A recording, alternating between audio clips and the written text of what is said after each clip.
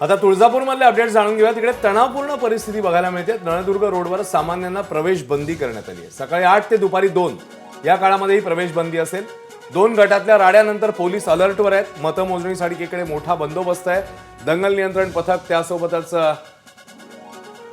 अन्य सुरक्षा यंत्रणा ज्या आहेत त्या अलर्ट करण्यात आलेल्या आहेत। आणि या संदर्भात अधिक माहिती आपल्या प्रतिनिधींकडून जाणून घेऊया।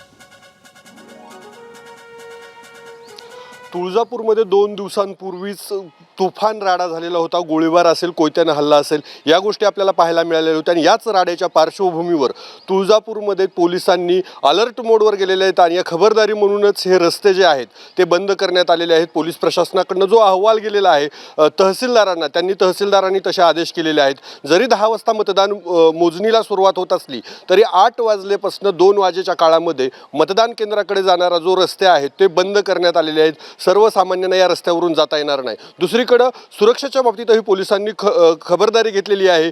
त्रिस्तरीय पोलीस बंदोबस्त असणार आहे। त्यासोबत दंगल नियंत्रण पथक असेल, SRPची टीम असेल, या देखील बंदोबस्तासाठी तैनात असणार आहेत।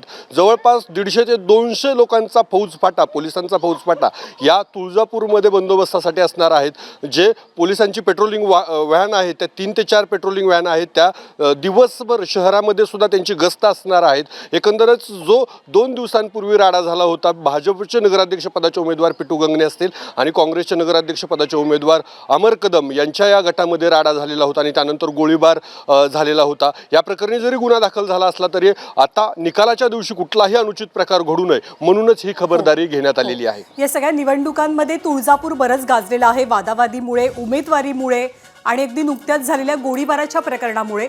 त्यामुळे खबरदारी म्हणून निकालांच्या पार्श्वभूमीवर काही रस्ते बंद ठेवण्याचा निर्णय झाला आणि सगळ्यात महत्त्वाचं म्हणजे पोलिसांचा तगडा बंदोबस्त तैनात आहे। एबीपी माझा, उघडा डोळे बघा नीट।